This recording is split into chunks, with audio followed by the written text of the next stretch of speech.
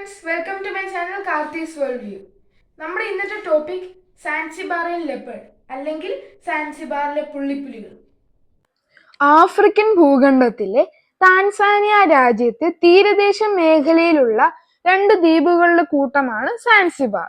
ഭൂമിയിലെ അവസാന ഹിമയുഗം അല്ലെങ്കിൽ ഐസ് ഏജിന് മുൻപ് ആഫ്രിക്കൻ വൻകരയുടെ ഭാഗമായിരുന്നു സാൻസിബാർ.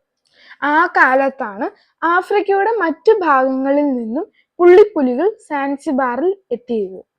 ഐസ് ഏജിന് ശേഷം സീ ലെവൽ അല്ലെങ്കിൽ സമുദ്രനിരപ്പ് ഉയർന്നപ്പോൾ ആഫ്രിക്കൻ വൻകരയിൽ നിന്ന് സാൻസിബാർ ദ്വീപുകളായി. അവിടെ ഉണ്ടായിരുന്ന പുള്ളിപ്പുലികൾ ഒറ്റപ്പെട്ട അവസ്ഥയിലായി.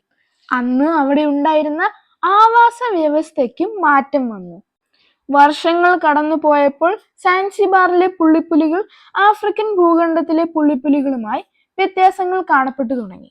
ലോകത്തിലെ മറ്റു പുള്ളിപ്പുലികളെക്കാൾ ചെറുതായിരുന്നു സാൻസിബാറിലെ പുള്ളിപ്പുലികൾ.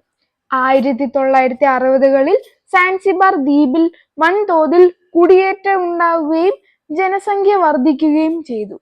ആ സമയത്ത് പുള്ളിപ്പുലികളും ആളുകളും നിരന്തരം ഏറ്റുമുട്ടലുകൾ ഉണ്ടായി.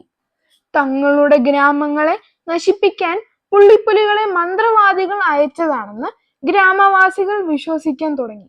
അതോടെ ആളുകൾ പുള്ളിപ്പുലികളെ കൊന്നൊടുക്കുവാനും തുടങ്ങി.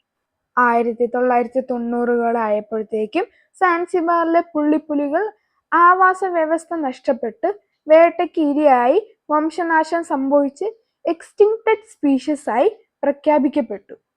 എന്നാൽ 2018-ൽ ആനിമൽ പ്ലാനറ്റ് ചാനലിന്റെ എക്സ്റ്റിങ്ക്ട് ഓർ എലൈവ് എന്ന ഡോക്യുമെന്ററി സീരീസ് ഷൂട്ട് ചെയ്യാൻ സ്ഥാപിച്ച ക്യാമറ ട്രാപ്പുകളിൽ ഒന്നിൽ ഒരു പുള്ളിപ്പുലി പെടുകയുണ്ടായി. മനുഷ്യരും പ്രകൃതിയും ഉയർത്തിയ എല്ലാ വെല്ലുവിളികളെയും നേരിട്ട് സാൻസിബാറിലെ പുള്ളിപ്പുലികൾ ഒരു അത്ഭുതമായി ഇന്നും നമ്മോടൊപ്പം ജീവിക്കുന്നു. ഇന്നത്തെ വീഡിയോയുടെ ടോപ്പിക് എല്ലാവർക്കും ഇഷ്ടപ്പെട്ടു എന്ന് കരുതുന്നു. Thank you all.